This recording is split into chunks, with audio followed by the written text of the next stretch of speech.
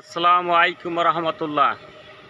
আজকে আমার এই ভিডিওটি নতুনদের জন্য, একদম নতুন, যারা ফেসবুকে ইউটিউবে প্রোফাইলে কাজ করতে আছেন, অধীর আগ্রহ নিয়ে কাজ করতে আছেন, তাদের জন্য আজকের আমার ভিডিওটি। আপনারা যখন কাজ করতে আসছেন তখন সুন্দরভাবে কাজ করবেন, প্রতিটি গাইডলাইন ফলো করবেন।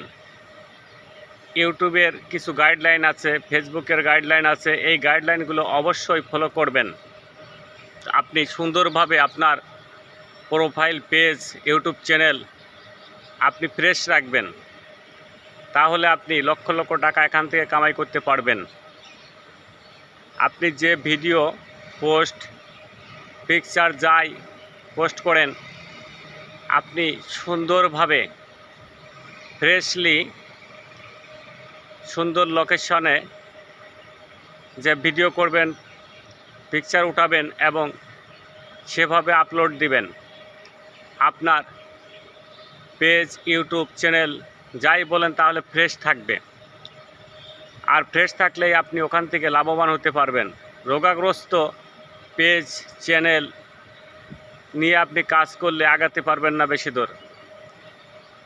আর আপনার যে গাইডলাইন আছে, যেগুলো আপনি মেনে চলবেন, অধিক ফলো করা এবং বারবার একই কমেন্ট করা, এইগুলো থেকে বিরত থাকবেন। পিকচার দিয়ে রিল ভিডিও বানানো, এটা থেকে বিরত থাকবেন এবং অন্যের পোস্ট, ভিডিও এগুলো নিজের বলে চালিয়ে দিবেন না। আপনার নিজস্ব ক্যামেরা, নিজস্ব ভয়েস সবসময় ব্যবহার করবেন, সুন্দরভাবে কাজ করবেন এবং ফ্রেশ রাখবেন। আর আইডি, প্রোফাইল, চ্যানেল যখন আপনার ফ্রেশ থাকবে তখনই ওটি গ্রহণযোগ্য হবে এবং আপনি ওখানে লাভবান হবেন।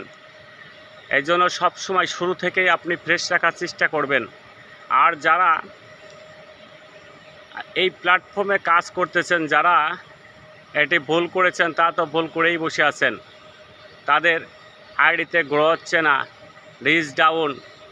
আর আপনি যখন নতুনভাবে একটি ইউটিউব চ্যানেল খুলবেন, ফেসবুকে আইডি, প্রোফাইল চালাবেন, নতুনভাবে খুলবেন, তখন অবশ্যই আপনি খেয়াল রাখবেন যে আপনার যাতে এই ধরনের সমস্যা না হয়। আপনি গাইডলাইন মেনে সুন্দরভাবে কাজ করবেন, তাহলে পরে অনেক দূর পর্যন্ত এগোতে পারবেন এবং সফলতা আসবে।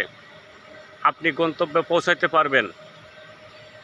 কারোর কথায়, কারোর সমালোচনায় কান দিবেন না। আপনার নিজস্ব মতামত নিয়ে কাজ করবেন, তাহলে পরে আপনি আগাতে পারবেন।